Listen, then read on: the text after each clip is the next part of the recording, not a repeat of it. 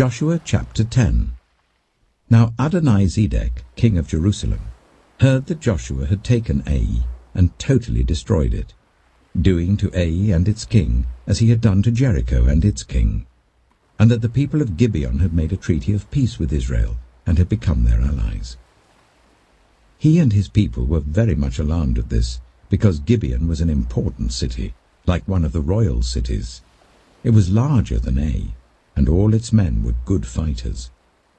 So Adonai-Zedek, king of Jerusalem, appealed to Hoham, king of Hebron, Piram, king of Jarmuth, Japhiah, king of Lachish, and Debir, king of Eglon.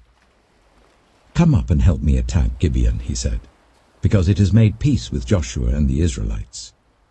Then the 5 kings of the Amorites, the kings of Jerusalem, Hebron, Jarmuth, Lachish, and Eglon, joined forces. They moved up with all their troops and took up positions against Gibeon and attacked it.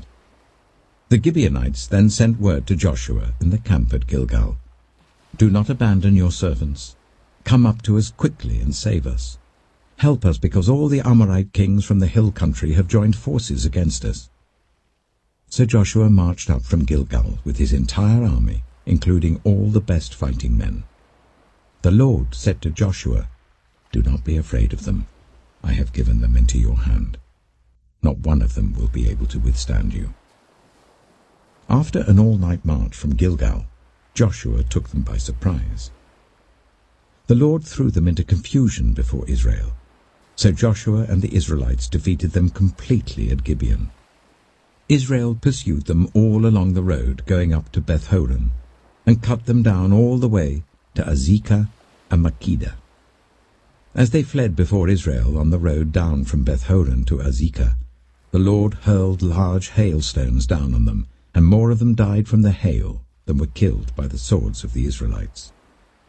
On the day the Lord gave the Amorites over to Israel, Joshua said to the Lord in the presence of Israel, "Sun, stand still over Gibeon, and you, moon, over the valley of Ajalon."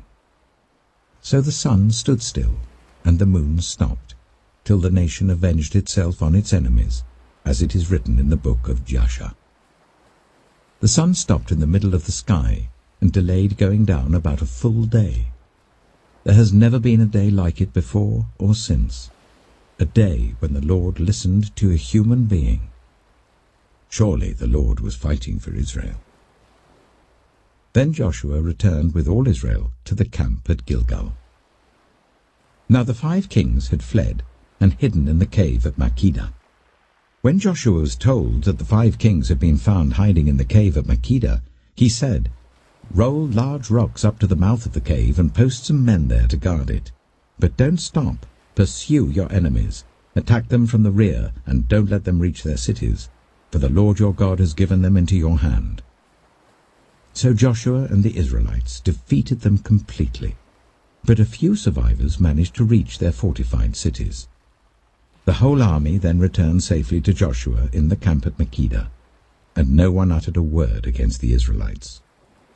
Joshua said, "Open the mouth of the cave and bring those 5 kings out to me." So they brought the 5 kings out of the cave, the kings of Jerusalem, Hebron, Jarmuth, Lachish, and Eglon. When they had brought these kings to Joshua, he summoned all the men of Israel and said to the army commanders who had come with him, "Come here and put your feet on the necks of these kings." So they came forward and placed their feet on their necks. Joshua said to them, "Do not be afraid, do not be discouraged. Be strong and courageous. This is what the Lord will do to all the enemies you are going to fight." Then Joshua put the kings to death and exposed their bodies on 5 poles, and they were left hanging on the poles until evening. At sunset, Joshua gave the order, and they took them down from the poles and threw them into the cave where they had been hiding. At the mouth of the cave, they placed large rocks, which are there to this day. That day Joshua took Makkedah. He put the city and its king to the sword and totally destroyed everyone in it. He left no survivors. And he did to the king of Makkedah as he had done to the king of Jericho. Then Joshua and all Israel with him moved on from Makkedah to Libnah, and attacked it. The Lord also gave that city and its king into Israel's hand. The city and everyone in it Joshua put to the sword. He left no survivors there. And he did to its king as he had done to the king of Jericho. Then Joshua and all Israel with him moved on from Libnah to Lachish. He took up positions against it and attacked it. The Lord gave Lachish into Israel's hands, and Joshua took it on the second day. The city and everyone in it he put to the sword, just as he had done to Libnah.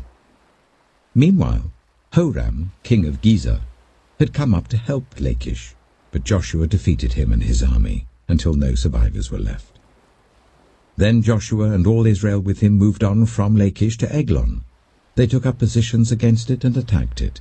They captured it that same day, and put it to the sword and totally destroyed everyone in it, just as they had done to Lachish. Then Joshua and all Israel with him went up from Eglon to Hebron, and attacked it. They took the city and put it to the sword together with its king, its villages, and everyone in it. They left no survivors. Just as at Eglon, they totally destroyed it, and everyone in it. Then Joshua and all Israel with him turned round and attacked Debir. They took the city, its king, and its villages, and put them to the sword. Everyone in it they totally destroyed. They left no survivors. They did to Debir and its king as they had done to Libnah and its king, and to Hebron. So Joshua subdued the whole region, including the hill country, the Negev, the western foothills, and the mountain slopes, together with all their kings. He left no survivors. He totally destroyed all who breathed, just as the Lord, the God of Israel, had commanded. Joshua subdued them from Kadesh Barnea to Gaza, and from the whole region of Goshen to Gibeon. All these kings and their lands Joshua conquered in one campaign, because the Lord, the God of Israel, fought for Israel. Then Joshua returned with all Israel to the camp at Gilgal. Psalm 142. I cry aloud to the Lord. I lift up my voice to the Lord for mercy. I pour out before him my complaint. Before him I tell my trouble. When my spirit grows faint within me, it is you who watch over my way. In the path where I walk, people have hidden a snare for me. Look and see. There is no one at my right hand. No one is concerned for me. I have no refuge. No one cares for my life. I cry to you, Lord. I say, you are my refuge, my portion in the land of the living. Listen to my cry, for I am in desperate need. Rescue me from those who pursue me, for they are too strong for me. Set me free from my prison, that I may praise your name. Then the righteous will gather about me, because of your goodness to me. Psalm 143. Lord, hear my prayer. Listen to my cry for mercy. In your faithfulness and righteousness, come to my relief. Do not bring your servant into judgment, for no one living is righteous before you. The enemy pursues me, he crushes me to the ground. He makes me dwell in the darkness like those long dead. So my spirit grows faint within me, my heart within me is dismayed. I remember the days of long ago. I meditate on all your works and consider what your hands have done. I spread out my hands to you. I thirst for you like a parched land. Answer me quickly, Lord. My spirit fails. Do not hide your face from me, or I will be like those who go down to the pit. Let the morning bring me word of your unfailing love, for I have put my trust in you. Show me the way I should go, for to you I entrust my life. Rescue me from my enemies, Lord, for I hide myself in you. Teach me to do your will, for you are my God.